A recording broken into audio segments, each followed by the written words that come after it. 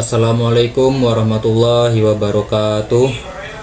Innal hamdalillah nahmaduhu wa nasta'inuhu wa nastaghfiruh wa na'udzu billahi min syururi anfusina wa min sayyiati a'malina may yahdihillahu fala mudhillalah wa may yudlilhu fala hadiyalah. Asyhadu an la ilaha illallah wa asyhadu anna Muhammadan abduhu wa rasuluh. Qala ta'ala fil kitabil karim ba'da na'udzu billahi minasyaitonir rajim. Bismillahirrahmanirrahim.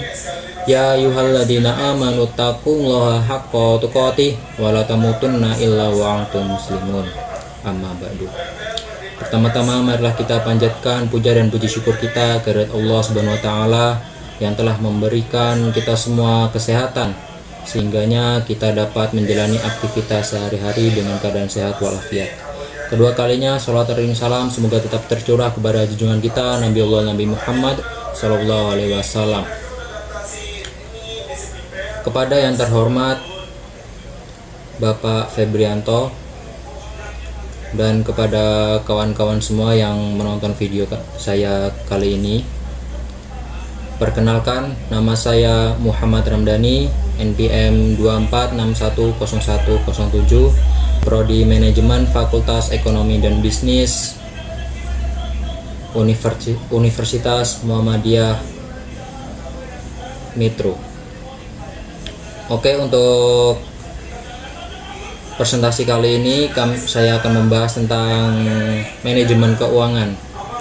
Ini ada beberapa pengertian dari manajemen keuangan itu dari beberapa sumber. Yang pertama dari J.F. Brandley. Manajemen keuangan bagian dari manajemen bisnis, yaitu aktivitas pengelolaan sumber daya yang dilakukan secara cermat sehingga pengeluaran yang dilakukan sejalan dengan tujuan bisnis. Jadi menurut Brandley, manajemen keuangan itu bagian dari manajemen bisnis, yaitu aktivitas pengelolaan sumber daya yang dilakukan secara cermat sehingga pengeluaran yang dilakukan sejalan dengan tujuan bisnis. Kemudian menurut Goodman dan Dougal dalam bukunya Corporate Financial, manajemen keuangan adalah keseluruhan yang menyangkut perencanaan, pengawasan, pengembangan, dan administrasi keuangan yang digunakan pada bisnis. Nah, menurut Goodman dan Dougal dan bukunya, itu manajemen keuangan adalah keseluruhan yang menyangkut perencanaan.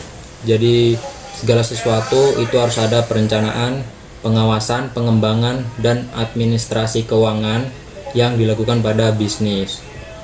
Kemudian kita lanjut ke tujuan manajemen keuangan.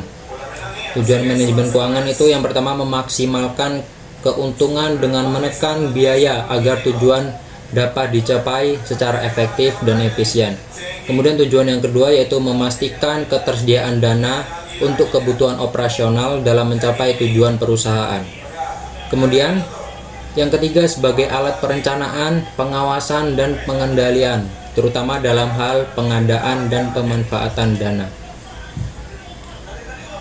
Yang keempat, memastikan pengembalian yang memadai kepada pemegang saham berdasar pada kapasitas penghasilan, harga pasar saham, ekspektasi pemegang saham.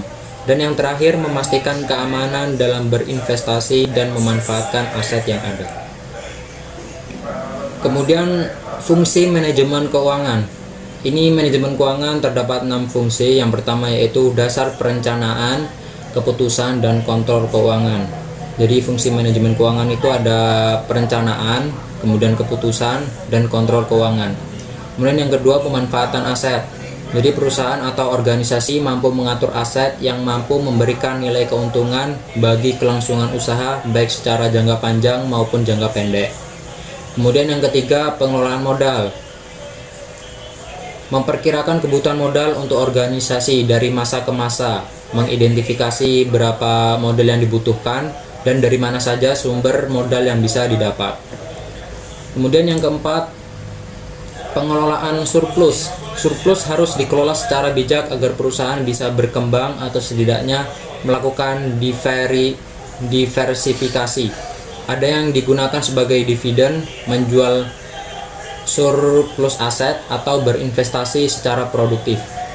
Kemudian yang kelima, pengelolaan arus kas. Perusahaan dapat memantau beberapa elemen yang memengaruhi stabilitas arus kas, misalnya utang dan piutang.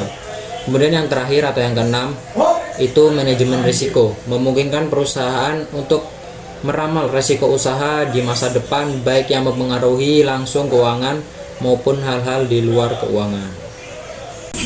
Kemudian kita lanjut dengan laporan keuangan. Laporan keuangan adalah catatan informasi keuangan suatu perusahaan pada periode akuntansi yang dapat digunakan untuk menggambarkan kinerja perusahaan tersebut. Laporan keuangan adalah bagian dari proses pelaporan keuangan. Kemudian laporan keuangan yang lengkap meliputi, yaitu yang pertama adalah laporan neraca, kemudian laporan laba rugi, kemudian laporan posisi keuangan yang dapat disajikan berupa laporan arus kas. Kemudian analisis laporan keuangan. Analisis laporan keuangan merupakan proses evaluasi posisi keuangan dan kinerja perusahaan dengan menggunakan laporan keuangan. Adapun tujuan dari analisis laporan keuangan yaitu membantu menilai posisi dan kinerja keuangan, membandingkan posisi dan kinerja keuangan perusahaan dengan posisi dan kinerja keuangan perusahaan yang bersangkutan di masa lalu. Kemudian yang ketiga, membantu memakai laporan keuangan dalam mengambil keputusan. Kemudian ada tujuan analisa laporan keuangan bagi berbagai pihak, yaitu yang pertama bagi kreditur. Bagi kreditur, mengetahui kemampuan peminjam yang diajukan untuk membayar bunga dan pokok pinjaman, baik kini maupun pada waktu yang akan datang. Kemudian bagi manajemen untuk mengetahuinya, seberapa baik kinerja perusahaan dan mengetahui bidang-bidang apa memberikan kontribusi yang berhasil dan tidak. Apakah kekuatan dan kelemahan posisi keuangan perusahaan, kemudian perubahan apa yang harus diambil untuk memperbaiki kinerja pada masa datang. Laporan keuangan memberikan pandangan yang mendalam tentang status perusahaan dewasa ini untuk mengembangkan kebijaksanaan dan strategi yang akan datang. Kemudian ada konsep nilai waktu uang. Konsep yang diterima sekarang nilainya lebih besar daripada uang yang diterima di masa mendatang.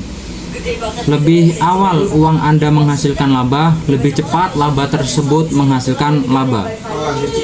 Jika nilai nominalnya sama, uang yang dimiliki saat ini lebih berharga daripada uang yang akan diterima di masa yang akan datang.